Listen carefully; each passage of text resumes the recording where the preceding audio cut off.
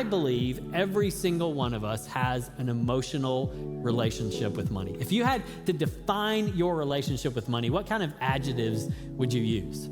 Would you say maybe you have a stressed relationship with money? Or maybe you would say, I have a distant relationship with money. It's long distance. We actually don't interact very much. And as much as we think it's about the dollars and the cents, what we learn in Scripture is money is a matter of the heart.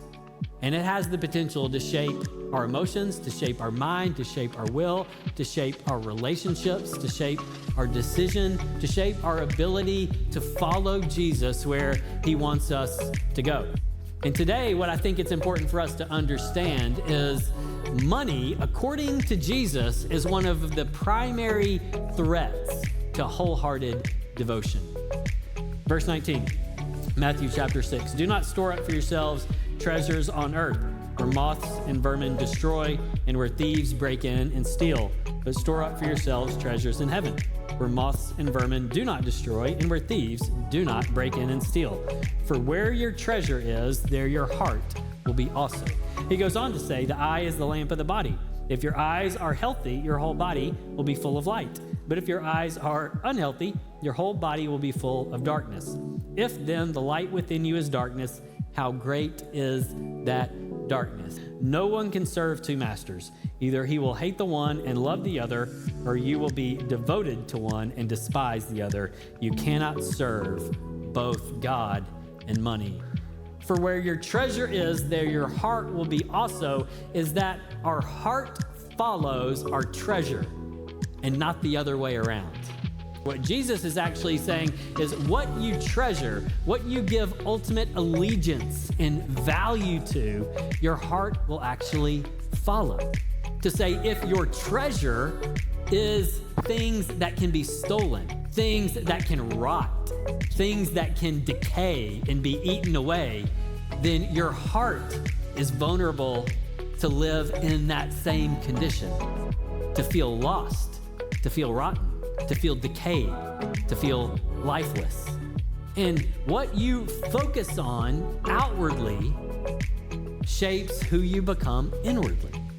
The way that we view, if we view the outer world from a place of it's a resource that God provides in his abundance, and by God's grace, he lavishes us with good things for all of our needs and some of our wants. And if we begin to view the world in that way, it gives us freedom, it gives us life, it gives us peace. But when we see the world on the opposite side as something to consume, something to control, something to have more of and to amass and get a hold of, then we in our inner world become that as well.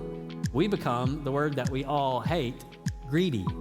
And then he goes on to say, no one can serve two masters. Either you will hate the one and love the other, or you will be devoted to the one and despise the other. You cannot serve God and money. That if money is our treasure and our focus, it will become our master. And having an unhealthy relationship with money will keep you from a healthy relationship with God. It's important to understand that the opposite of wholehearted is not half-hearted. The opposite of wholehearted is a divided heart, where we're pursuing two opposing things. And this is Jesus warning us against having a divided heart. We have all kinds of things that we can give our heart to and our focus to and our attention to. When Jesus is talking about a healthy eye, a healthy lens, he's talking about a generous perspective of the world. And if you look at the world through a lens of greed, your whole body will be full of darkness.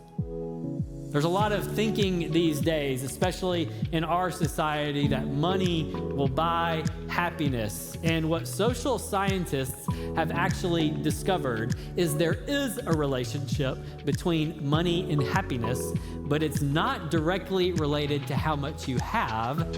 It's more closely related to how much you give. Generosity guards our heart against greed. Generosity guards our heart against control. Generosity guards our heart against anxiety. Generosity guards our heart against all the things that a over-focused perspective on money could do to us. Generosity keeps money from becoming the master of our hearts. The tithe was actually woven into mankind's relationship with Yahweh.